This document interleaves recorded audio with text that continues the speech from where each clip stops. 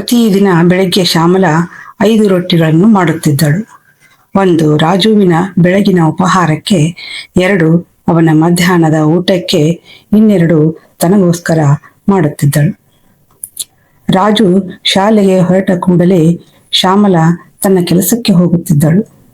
ರಾಜು ಪ್ರತಿದಿನ 1 ಮೈಲು ದೂರದ ಕಲ್ಲುಮಯ ದಾರಿಯಲ್ಲಿ ಕಾಲಿಗೆ ಚಪ್ಪಲಿ ಇಲ್ಲದೆ ನಡೆದು ಹೋಗುತ್ತಿದ್ದ. ಅವನ ಬಳಿ ಶಾಲೆಯ ಯೂನಿಫಾರ್ಮ್ ಕೂಡ ಇರಲಿಲ್ಲ. ಬೇರೆಯ ಮಕ್ಕಳು ಸ್ವಚ್ಛ ಯೂನಿಫಾರ್ಮ್ ಹಾಕಿಕೊಂಡು ಬೂಟು ಧರಿಸಿ ಬರುತ್ತಿದ್ದಾಗ ತಾನು ಮಾತ್ರ ಹಳೆಯ ಬಟ್ಟೆಯಲ್ಲಿ ನಡೆಯುವುದನ್ನು ನೋಡಿ ಅವನ ಮನಸ್ಸಿಗೆ ನೋವಾಗುತ್ತಿತ್ತು. ಪ್ರತಿ ಮಧ್ಯಾಹ್ನ ಒಬ್ಬ ವೃದ್ಧ ತಲೆಯ ಮೇಲೆ ತಣ್ಣನೆಯ ಪೆಟ್ಟಿಗೆ ಹೊತ್ತು ಶಾಲೆಯ ಬಳಿ ಬರುತ್ತಿದ್ದ. ಅದರೊಳಗೆ ಬಣ್ಣ ಬಣ್ಣದ ಐಸ್ ಕ್ರೀಮ್ಗಳು ಇರುತ್ತಿದ್ದವು. ಮಕ್ಕಳು ಅವನ ಸುತ್ತ ಗುಂಪುಗೂಡುತ್ತಿದ್ದರು. ರಾಜು ಕೂಡ ಅವರ ಜೊತೆಯಲ್ಲಿ ನಿಂತಿರುತ್ತಿದ್ದ.